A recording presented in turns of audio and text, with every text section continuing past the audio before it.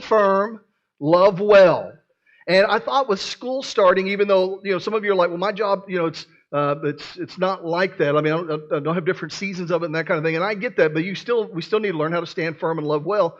But I thought with this being kind of a transition season, this part right here, that it would be great to talk about this. How do we stand firm in this world that we live in?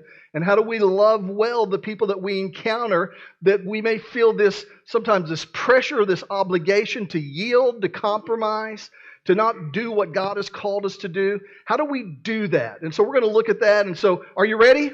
Yeah. Well, grab hold of your Bible and say this with me. Say, this is my Bible. I have what it says I have. I can do what it says I can do. I declare this morning, my mind is alert. My heart is receptive. I'll be taught the Word of God. And I'll never be the same again. Open up your Bibles, if you would, to Romans chapter 8. If you're still learning your way around the Bible, then just know this, that there's two categories. The Old Testament, which is before the birth of Jesus, and the New Testament, which was from the birth of Jesus on. And so, Romans chapter 8, this was a letter that was written by Paul. So in the New Testament, it's Matthew, Mark, Luke, John, Acts, and Romans. So it's the sixth book of the New Testament. Romans chapter 8. So how do I go out here? How do I do this? How is it that I'm able to, what do I need to do? What needs to happen in me to stand firm? And is it simply one of those things that I'm just doing it in my own power? They're like, okay, well, hey, I got to live a godly life, and so I can't do all this stuff. Is that what it is? I think there is an element of just being willing to stand, but I think there's more to it than that. And so I want to share some things with you, and I'm going to tell you that some of maybe everything that I share, if you've been here for any while, you've heard elements of these things, but I don't want you to treat it like it's cliche. I really want you to embrace it. I'm going to point out some things you've heard before. There'll be some things that you've never heard me say, but I really want us to embrace this because I think it is so significant and it is so connected to us being able to stand firm in a culture that in many ways is going in the opposite direction of what God has called us to do. So in Romans chapter 8, it says this, therefore, dear brothers and sisters, you have no obligation to do what your sinful nature urges you to do. You're not obligated to do what your flesh or people are encouraging your flesh to do.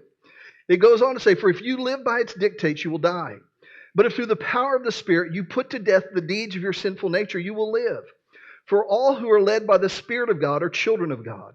So you have not received a spirit that makes you fearful slaves. Instead, you received God's Spirit when He adopted you as His own children. So you haven't received this, it says that you've not received a spirit that makes you fearful slaves.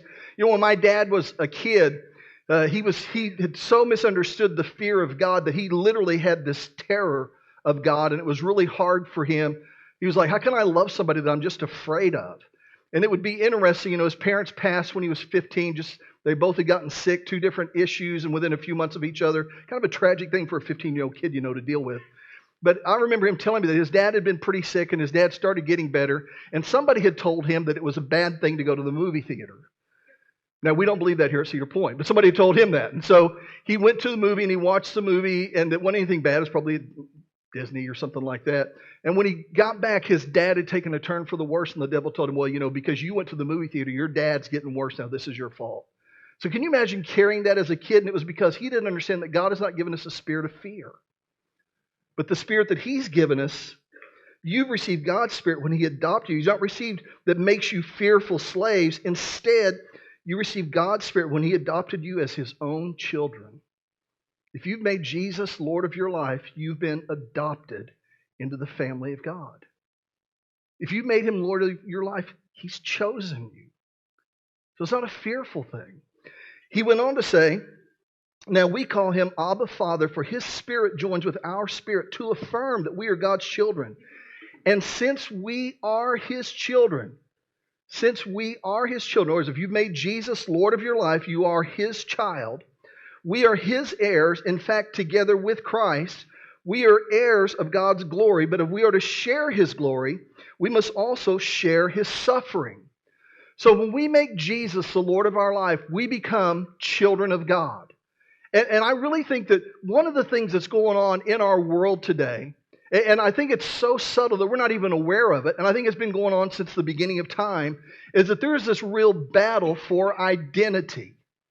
There's this real battle to label you as to who you are. And it started from the time that you were born into this world and what people said about you, into how they treated you, what they expected from you. That there's this ongoing challenge that's going. You say, "Oh, Pastor Rick, I've heard this before. Is really that big a deal?" Well, I pointed out a couple of things, but I'm going to share a few more with you. One of the things I pointed out before is that when you look in the garden, that with Eve, the very thing the devil told her was, he said, "Look, if you'll eat this, then you'll be like God." And it was such a lie because she was already like God. She'd been made in God's image. And so the devil was telling her that you're not enough. That's a lie he still tells, isn't it? And he told you that before? He's told me that before. And then when you look at Jesus, whenever he was baptized, that when he came up out of the water, this voice from heaven said, "This is my beloved Son in whom I'm well pleased." So who's Jesus? The beloved Son. So he goes immediately, leaves that place of baptism, and he goes immediately into the wilderness, and he's out there for 40 days, and he doesn't eat for 40 days. Can you imagine not eating for 40 days? I get hangry after 40 minutes sometimes. So he's out there for 40 days, and when he's really hungry, then the devil comes to him, and he says, "Turn these stones into bread." And what does he connect that to? If you are the Son of God. In other words, he connects it to his identity. He'd already been told by the Father. He'd already been validated in front of all these people, "This is my beloved Son." So when he went into the wilderness, he already knew who he was. And that the very thing the devil attacked was his identity. Well, if that's not a big deal, why would he do that? Why would that become the issue or the challenge? One of the guys that we'll look at throughout the series is a guy named Daniel in the Old Testament. And Daniel was one of these guys that he knew how to stand firm in a culture that was opposed to what God had called him to do and who God had called him to be. And so we even look at this. I'll share some things with you. You may have never seen this before. That Daniel, his name meant, it was his Hebrew name, it meant "God is my judge." And when the Babylonians captured him, they wanted to change his name from Daniel, which means "God is my judge," to Belteshazzar, which means "Lady, protect the king." The very first thing the Babylonians did was change the gender of Daniel's name, an inherent part of each person's identity. They also shifted the focus from God to human. With this new name, Daniel's identity, at least on paper, changed from a man held accountable by an all-powerful God to that of a woman who must protect her sovereign. In their culture, this was a terrible insult, meaning the meaning of Daniel's new name was the antithesis of his former Hebrew name, but he held on to that name, Daniel. You've heard of Shadrach, Meshach, and Abednego. Well, Shadrach was actually his Babylonian name. His Hebrew name was Hananiah, which meant Yahweh has been gracious. And they changed it to Shadrach, which meant I am fearful of God. The Babylonians inverted the focus from God being good to God being bad. Instead of viewing him as gracious, kind, and loving, all implied by the name Hananiah, this new name echoed with the kind of fear you'd feel standing before a tyrant, a maniac, or a monster. We know about Meshach. His Hebrew name was Mishael, which meant "Who can compare to my God? No one." To Meshach, which is "I am despised, contemptible, and humiliated." And then the last one, his Babylonian name was Abednego. And so with Abednego, which meant the servant of Nebo, his Hebrew name was Azariah, which is Yahweh has helped. So you can see right here as these guys were captured, the very first thing their captors tried to do was change their name because they knew if they could change their identity, it would change the way they see themselves. It would change what they expect out of themselves. And the same thing happens today. When you look throughout all history, one of the things that one culture would try to do to another is change the name as you change their identity when you change their name. And here's the thing that I think we have to understand. If we're going to stand firm in any situation that we go to, that we have to know who we are. We have to know who we are. In Romans 8, Paul said this. He said, "Look, if you've made Jesus Lord of your life, you're a child of the Most High." When you know who you are, it impacts what you do. I've shared with you before that, I was raised in church, and so it's just kind of part of my identity. When I was a kid, on Sundays I'd go to Redeemer Lutheran, which is a great church, man. It's impacted my life. And then on Sunday nights and Wednesday nights I'd go to First Baptist, which is another great church in this town. And I'm grateful for both of those churches. They impacted me. But when I was like a sophomore in high school, I think it was, that there was this revival that broke out in my school. And so We started doing Bible studies during the week, just kind of student led. And one night went over to a friend of mine's house, Lisa Martin. Maybe many of you know her. That she invited a bunch of us over. So there were probably 30 or 40 students over there, and just us doing it.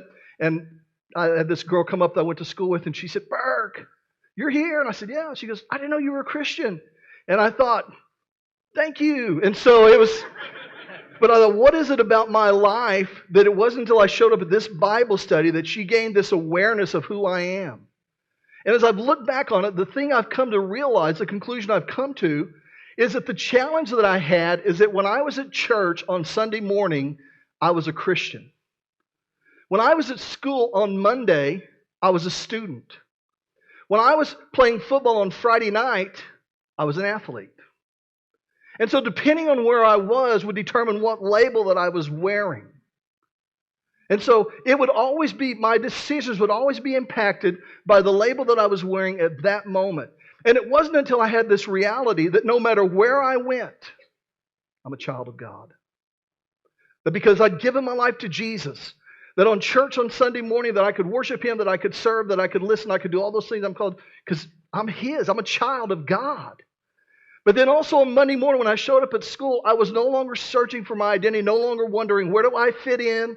Who do I fit in with? Who's going to like me today? Who's going to be okay with me today? Who's going to approve of me today? Because I didn't show up as a student. I showed up as a Christian that went to school. And when I went out on the athletic field, it affected the way that I played. I wanted to play to His glory. It affected that when I didn't get to play, it affected how I responded to disappointment because I wanted to do it to honor Him. Because I wasn't a football player. I was a child of God that played football. And so when we understand that, no matter where we go, no matter what it is that we do, when we know who we are, that we're no longer searching for identity. And so many decisions that we make are connected to who we want to be. If we're going to stand firm in a world that's trying to pressure us and squeeze us daily into shaping us either through culture, either through labels that people have put on us, whatever it is, that it's not until we embrace, this is who I am. That when we give our lives to Jesus and we make Him Lord of our life, that we become children of God, at that moment, that wherever I go, that at your job tomorrow, that you're not an employee first, you're a child of God, and that will determine the decisions that you make at the place that you work. And so we're able to embrace that. Number one is this. If you're taking notes, number one is that you need to know who you are. You need to know who you are. Who are you when you go home today? Well, I'm going to go home to this chaotic world at my house. What makes you think my world is chaotic? Well, I figured it was like mine. I'm going to go to this place. I'm going to go to my job tomorrow, my school tomorrow, my community tomorrow, my kids tomorrow, whatever it is, to understand that and to see this, that part of who we are, how we live our lives, how we have the ability to stand firm is connected to knowing you need to know who you are. Look at number 2, if you would. Go with me to 1 Corinthians chapter 6. Now, it's like one book over from Romans. You were in Romans. 1 Corinthians is one book over. It is a letter also that was written by the Apostle Paul. And he wrote it to this church at a place in Corinth.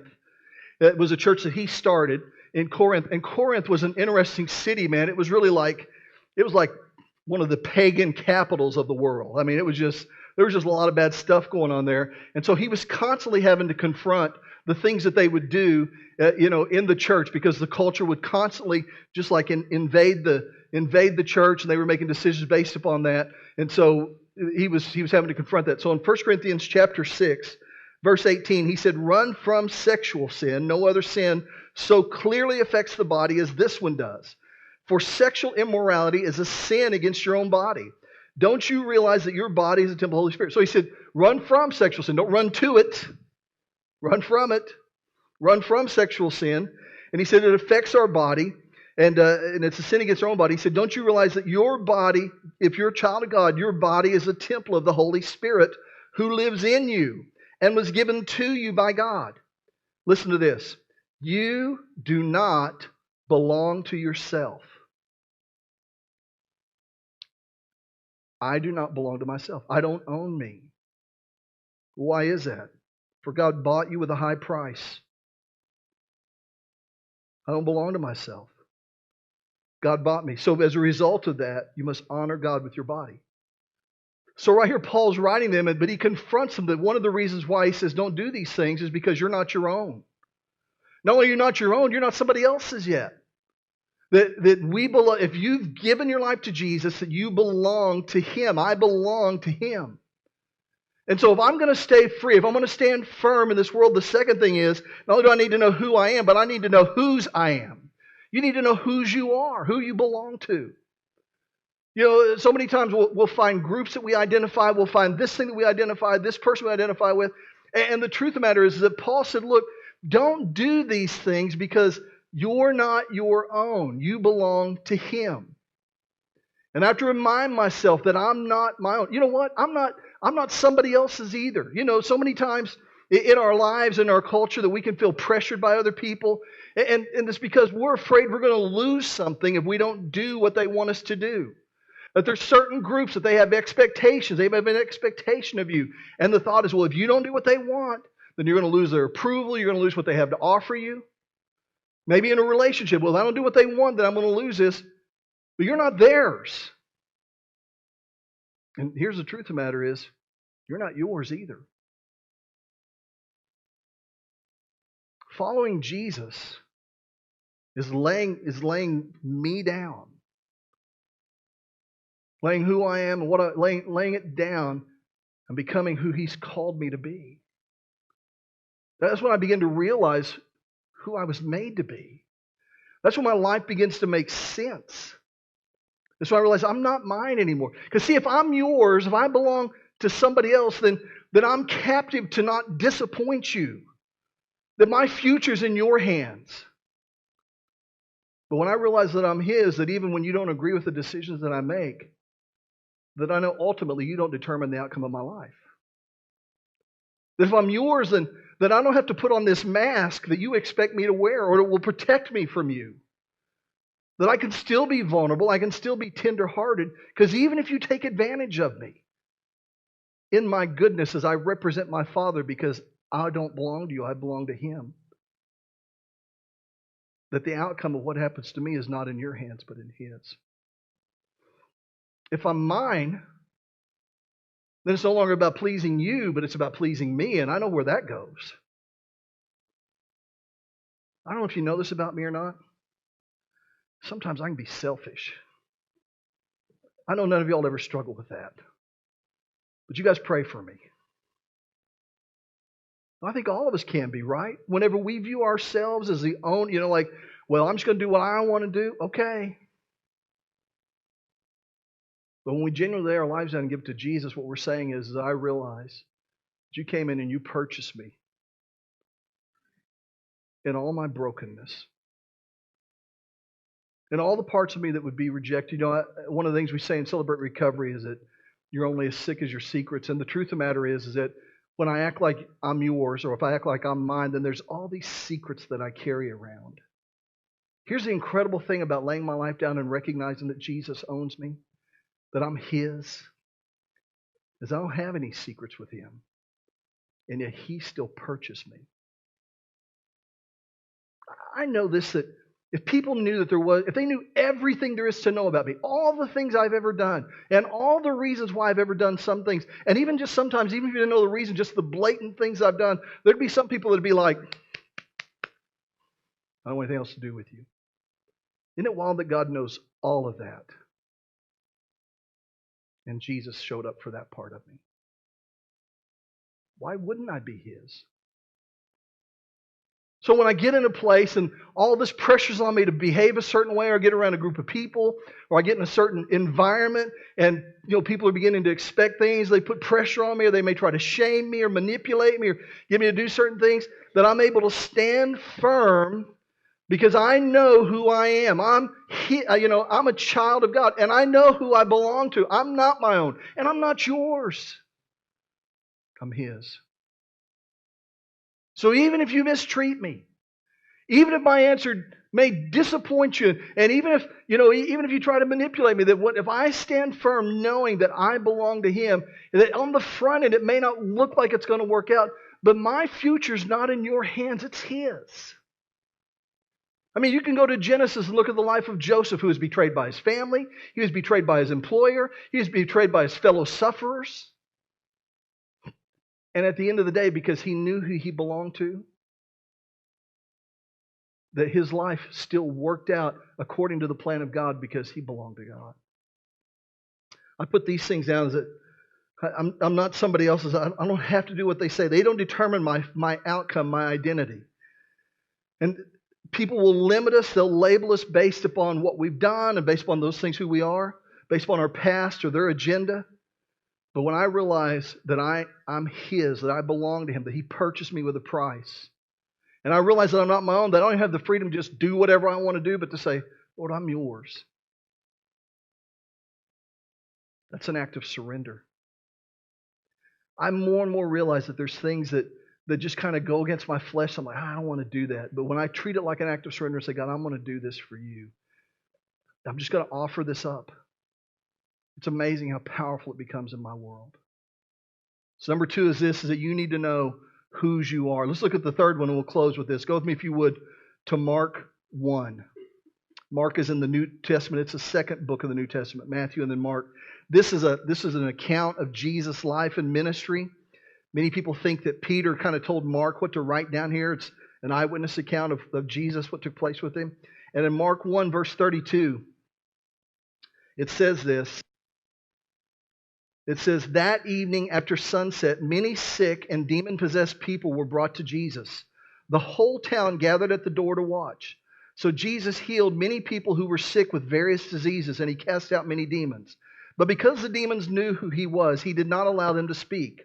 Before daybreak the next morning, Jesus got up and went out to an isolated place to pray. Later, Simon and the others went out to find Him, and when they found Him, they said, everyone is looking for you. So I want you to get this picture here that Jesus he's been sharing with people. He's been praying for them. God's been doing great things in their life. And so, probably some point they're kind of having this gatherings, these meetings, these get-togethers, and all these great things are happening. And at the end of the day, then he goes back to his room, probably gets some sleep, and the next morning he gets up early and he goes out to pray. And kind of the thing that's implies to me is his disciples are coming out and they're like, hey, what are you doing out here? Everybody's looking for you. Well, the thing I get is if somebody were to say that, I would feel I'd feel compelled or this pressure to like, oh, okay, what do I need to do? What do they want me to do? To automatically go to them. But look at Jesus' response here. He said this, but Jesus replied, we must go on to other towns as well, and I will preach to them too. Why? That is why I came. That is why I came. So he traveled throughout the region of Galilee, preaching in the synagogues and casting out demons. So Jesus right here, even with the expectation of the crowd, even with the expectation of other people, that he was able to stand firm, even against their seemingly noble wishes, because he knew why he's here. And for us to stand firm, you need to embrace God's purpose for your life. Why are you here?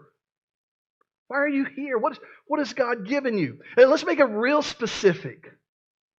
Tomorrow, some of you are going to go out, you're going to arrive at your job, and I'm going to ask you this, why do you have that job? Well, it pays the bills for my family, or I don't know, I think God doesn't like me because I hate that job. I mean, it could be just all sorts of different things, right? But the truth of the matter is that job that you're at, that there is a purpose why God has you there. Why are you there? Why are you there? I mean, when you understand why you're there, then all the other stuff that you put up with, you realize, I'm persevering this for the plan of God. I'm embracing the fact that He has me here for a reason, for a purpose. I'm not just putting up with everybody or just going along to get along, but man, I'm just standing in who God has called me to be because I know who I am when I'm at my job tomorrow. Before I'm their employee, I'm His child. I know who I belong to them. They may pay me, but they don't own me. And I know what my purpose here is, and that is He wants me to impact them with God's grace and God's presence and God's plan, His purpose. Why are you there? Some of you get ready to go to school. School's getting ready to start. Why are you there? Students go, well, there's really hot girls there, so I want to go. Well, no, that's not why you're there. Are you sure, preacher? Yeah, I'm sure. That if you've given your life to Jesus, if you've made Him Lord of your life, then there's a reason why He's planted you where you are. And when you know why you're there, it makes it easy to know what you're supposed to do. You know, if your job is just a job, then you really don't know why you're there. And so it's easy to, to kind of fall into the other stuff that's going on, the other conversations that are taking place, the other decisions, the thing, the attitudes that are there. But when you realize that, man, God's planted me here, there's a reason why I'm here, there's a purpose that I have, then it affects how we respond to all those other things. And not because we're trying to make people feel bad or anything like that, just because I know my purpose. I know why I'm here. I'm not here to be some religious stiff. I'm here because I have a genuine relationship. I have a real relationship with Jesus. And He has planted me here. And I've discovered what I'm gifted to do. And so I'm here to serve and change this world that I live in. You know, in my own life, as I've shared with you before, that for years I had this conflict. Am I supposed to do this or this? And I never forget when I finally surrendered and made a decision that I'm going to do this. This is what I'm called to do. Then it affected the choices that I had to make. I remember that even one of the decisions that changed, the school I ended up going to, my parents really weren't familiar with it. And I had good parents, but there were some conversations they were having behind the scenes that I wasn't even aware of. And so I'd been there for a year, and I remember one night I'm in the garage at their house, and I'm out there talking, and my dad comes out. I'm having to work 6 days a week to pay my way through school, and there's a price. And so I remember he said to me, he goes, "Hey, man, I know you're having to work a lot." And he said, "Your mom see that, and we have a concern, and why don't you go back and do this?" He said, "If you'll do that, we'll make it where you just focus on your studies, and, we're just going to pay your way. You won't have to work anymore." Man, that was so appealing. Because every day I'm going to work and delivering furniture. And if you've ever delivered furniture for a store, it's glorious. It is. Because you walk in and somebody will go, "Now, we've got furniture upstairs, and they told me that you would move it down into our basement." "Where's your basement?" "It's 4 floors down." "Okay, good. Good, I'm glad to. Oh, is that where we're putting your new furniture?" "No, we just need it moved, and they said you'd do that. Remind me to thank them when I get back." And so it was appealing to me. You say, how were you able to tell him no? I knew what God had called me to do. I remember I looked at him, I said, "I love you, man, and I don't want to disappoint you, but Paul said this." He said, "Woe is me if I don't preach the gospel." And I said, I identify with that. I feel like, woe is me if I don't continue with the direction that He's called me to go. There's just this grief that would take place in me if I didn't do that. My parents and I had a good relationship. I love them. I knew what I was called to do. We talk about this in church. It's easy to nod our heads or even to check out and think, "I've heard this before," but until you really get it, you're just destined to be pushed around by culture, by people's expectations, by your own frustrations, by your own desires, by your own hurts and disappointments. Till you truly understand that when you give your life to Jesus, that at that point you become a child of God. You're not your own anymore. You belong to Him. And then when you discover what it is that He's placed you at your job, in your family, in your community, at your church, that there's a reason, there's a calling connected to it, then people can't guilt you or shame you into doing anything. They can't cause you to be afraid of rejection. Well, if I don't do this, they'll reject me and not like me anymore. Because you're committed to it. When Joseph was in the house of Potiphar and his wife came on to him, I imagine he had the same needs and desires of any other man at that time, but he knew his purpose. When his brother stood in front of him after betraying him, and I'm sure he felt the same feelings that I would, like, okay, now it's my turn. But he was able to refuse to be bitter or offended because he knew why God had placed him there. It is so connected to how we live, and so many times people, they don't know one of the things we do in Growth Track, after the 1202 service, is that we give a giftings test to help people discover what they're gifted to do. So we want them to embrace God's purpose for their life. Do you know why you're here? Do you know why you're connected with the people that you're connected? Is it so you can just do whatever they want you to? So they can lead you alone and have you do things that you know aren't okay? you know you were created for more than that. You know your life is bigger than just yielding to their expectations. And you know that whenever you do yield, that you're not doing what you were created for. Just like I know whenever I've yielded, and I have, that I'm not doing what I was created for. Who are you? Who do you belong to? Why were you placed here? Daniel could stand firm not because he didn't have the same challenges we have, but he knew the answer to all those questions. Joseph could stand firm not because he didn't have the same desires, but he knew the answer to those questions. And I know this about me, that anytime I lose sight of those things, that I become easily movable.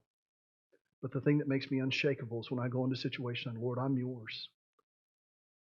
And even if people walk out of my life today, that doesn't change who I belong to or what I'm called to. Let's do this. Let's bow our heads and close our eyes for just a minute. Man, I really want you to grab hold of this so that there's just this natural planting